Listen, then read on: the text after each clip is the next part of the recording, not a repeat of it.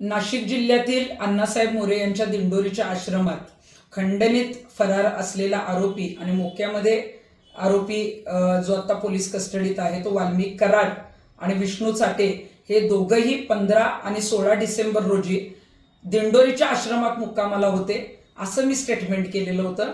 आश्रमातून असं सांगण्यात आलेलं आहे की 16 डिसेंबर रोजी तो लाखो भाविकांबरोबरच दर्शनाला आलेला होता, आम्हाला माहित नाही। परंतु मला स्पष्टपणे हे सांगायचं आहे की आश्रमातील हे जे कोणी आबासाहेब मोरे आणि त्यांची टीम पूर्णपणे खोटी उत्तरं देत आहे।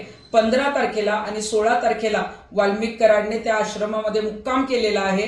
त्याचे जे सीसीटीव्ही फुटेज आहे ते सीआयडी कडे आहेत आणि सीआयडीच्या अधिकाऱ्यांना मी हीच विनंती करेन की आपला तपास पूर्ण झाल्यानंतर हे जे फुटेज आहेत ते आपण सार्वजनिक करावे, कारण या आश्रमामध्ये त्याला वास्तव्य करण्यास दिलेलं होतं, त्याला आश्रय दिलेला होता आणि जो अशा फरार असलेल्या आरोपींना आश्रय देतो तो त्यांना गुन्ह्यात जो आहे तो मदत करत असतो, त्या कटात सामील आहे अशा पद्धतीचं जे आहे ते मानण्यात येतं। त्यामुळे मोरे कुटुंबीय आणि वाल्मिक कराड त्याची पत्नी यांचे 13 डिसेंबर ते 17 डिसेंबर पर्यंत सीडीआर सुद्धा तपासावेत, त्यांची चौकशी करण्यात यावी आणि आश्रमावर आणि हे जे मोरे आहेत त्यांनी जाणून बुजून त्याला जो आहे तो आश्रय दिलेला होता, त्याला मुक्कामाच ठेवलेलं होतं, हे याच्या संदर्भामध्ये तातडीनं जे आहे ते पोलीस अधिकाऱ्यांनी कारवाई करणं गरजेचं आहे।